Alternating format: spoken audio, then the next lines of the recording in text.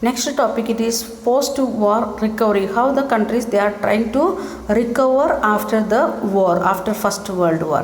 For post-war economy recovery proved difficult. Means the each and every country, those who are involved in the First World War and those who are not directly involved, that country is also facing difficult situation to recover.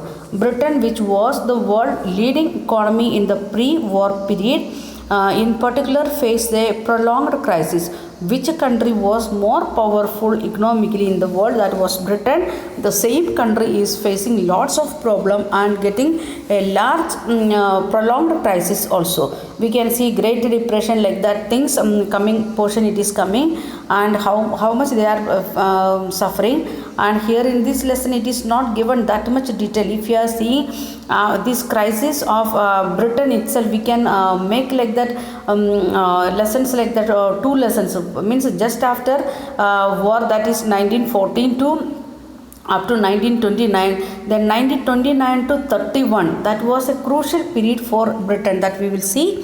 It is there in the lesson, that is the what we can say Great Depression of Britain, that we will see in the fifth point. Okay. While Britain was preoccupied with war, industries had developed in India and Japan. When they was working in the war field, at the same time they started industries in which countries? India and Japan. After the war, Britain found it difficult to recapture its earlier position of dominance in the Indian market and to compete with Japan internationally. What happened? What they started here are industries for the sake of European power. That Indian market reached in another area, because we started to get extra money, because in the war time they was collecting food items from India and the cloth, like that things what they can't produce there, like that items they was collecting from India and other countries, means from their own colonies, by giving extra amount, means the very high amount. And even with Japan same condition. So after the war, what happened? They can't compete with the Indian market what we was producing here, even with Japan. Moreover, to finance war expenditure, Britain had borrowed liberally from US. This meant that at the end of the war, Britain was burdened with huge external debt. What happened? To give the extra amount to, or the good price for the things what they are purchasing from the colonies, for that purpose, even to meet the war purpose, what the US Britain done, they taken money from, not only from US government, instead of that they collected money from the US citizen as a loan. So at the end of the war, Britain became the debt, means the debt was really a burden to Britain. That much big amount they was collected. The war had led to an economic boom, that is to large increase in demand, production and employment.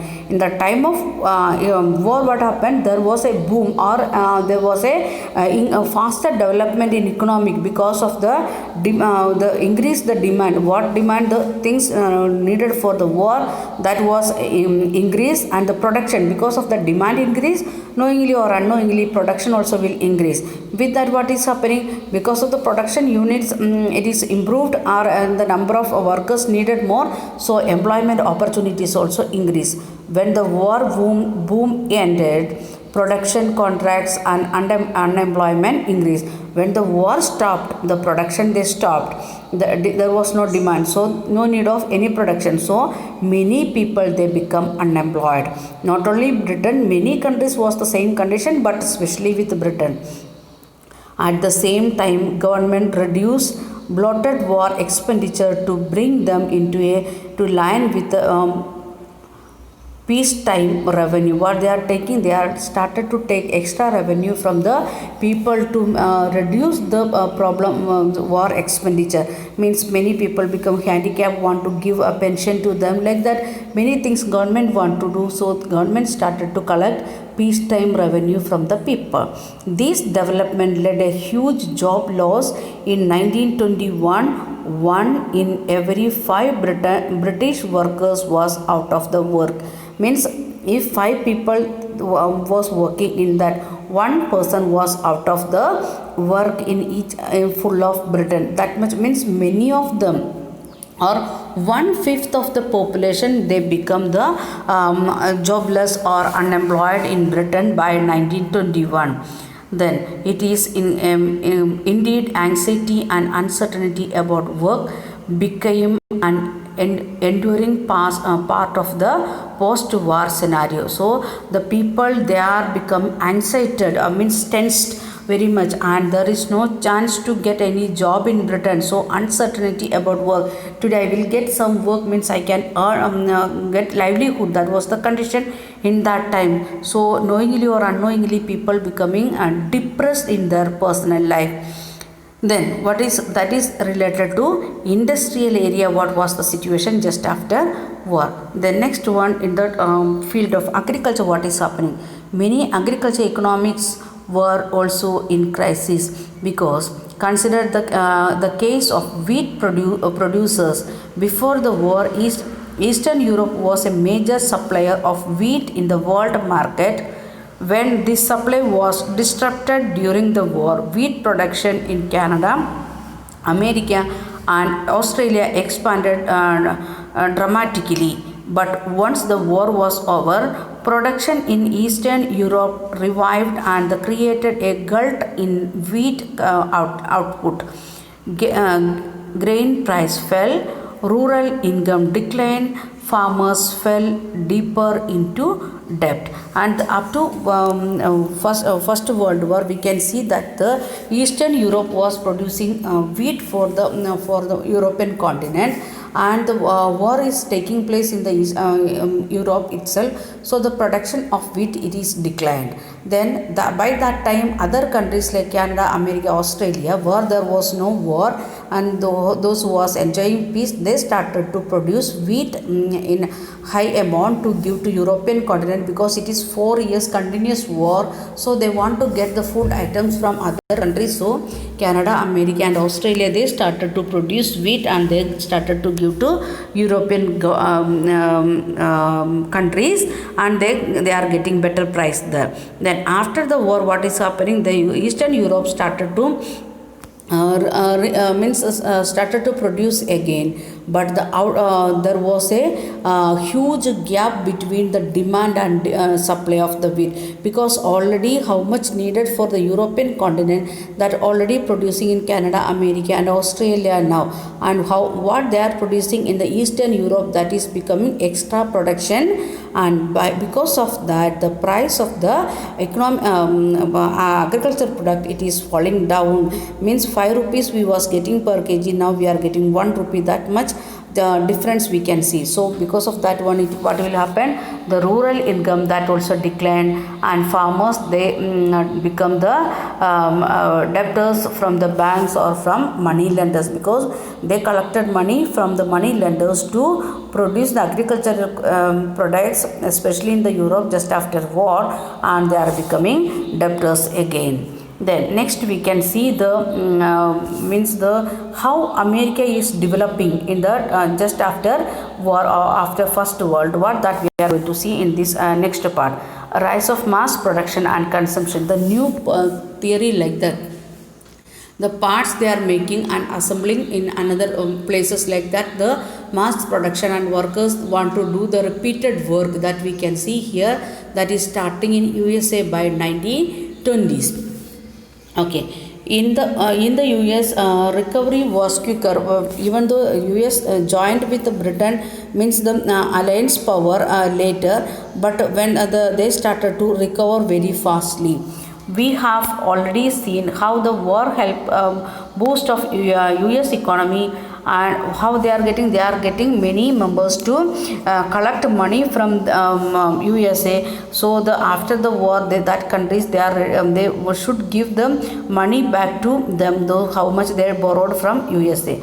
Another thing, the US started to produce things for for example wheat or industrial goods, both agricultural goods as well as industrial goods for the sake of European continent in the time of war itself. That's why they are developing again economically powerful. After a short period of economical trouble in the year after the war, the US economy resumed its strong growth in early 1920s. Means near about 5 years they suffered to recover, but after 5 years they started to recover. Britain, like their countries, they taken 30 years to recover.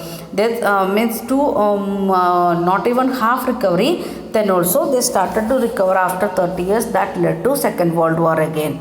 Then one important feature of the US economy of 1920s was mass production. Please underline they are starting of mass production.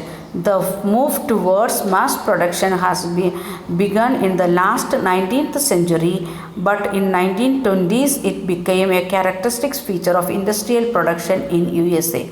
Now in the next part we are going to see the Ford company, what they are doing and how it is becoming the characteristics of industry in the European in America first, then slowly how it is affecting other countries, that we are going to see. So they are starting this massive production. They started in late of the 19th century itself, but in 20th century it became a characteristics of industrial production.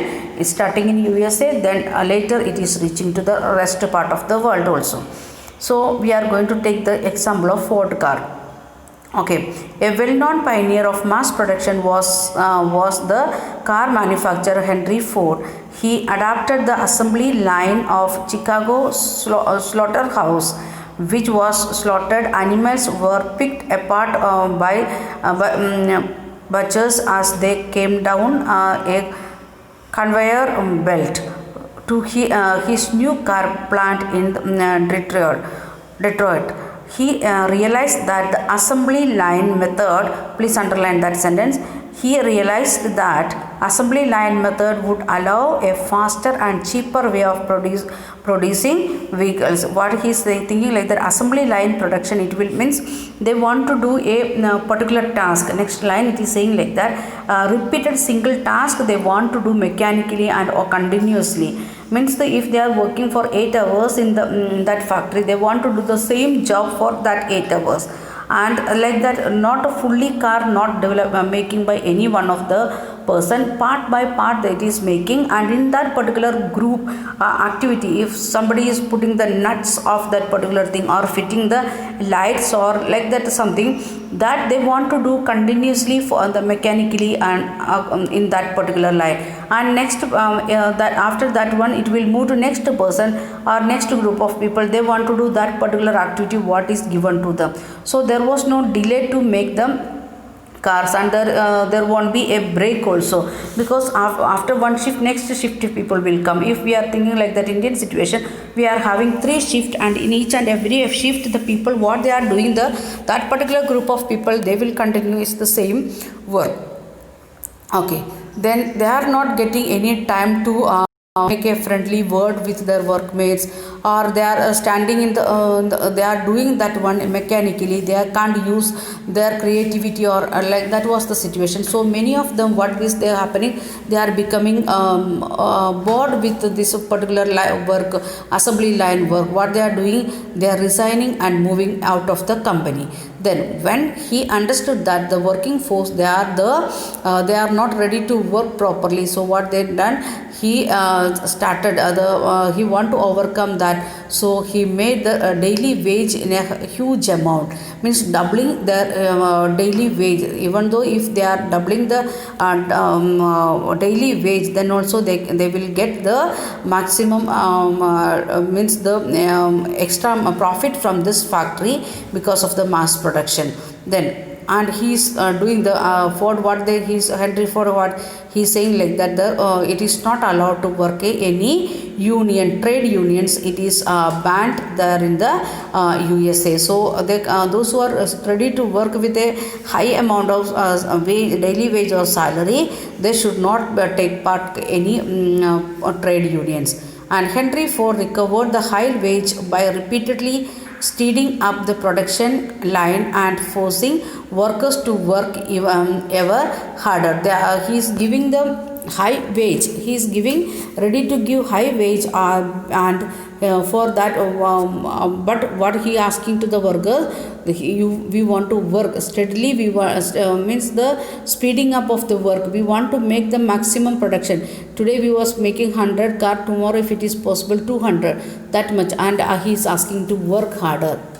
So he is a good example in front of us as a for 10th standard students. Means we want to speed up our work for preparation of our board exam, as well as we want to work harder and harder every day. So much so he would soon describe his decision to double the daily wage as the best cost cutting decision he had ever made. He what he is doing, he is given ready to give next again doubling the wage, and people they are ready to work because of that. Okay, we will continue tomorrow.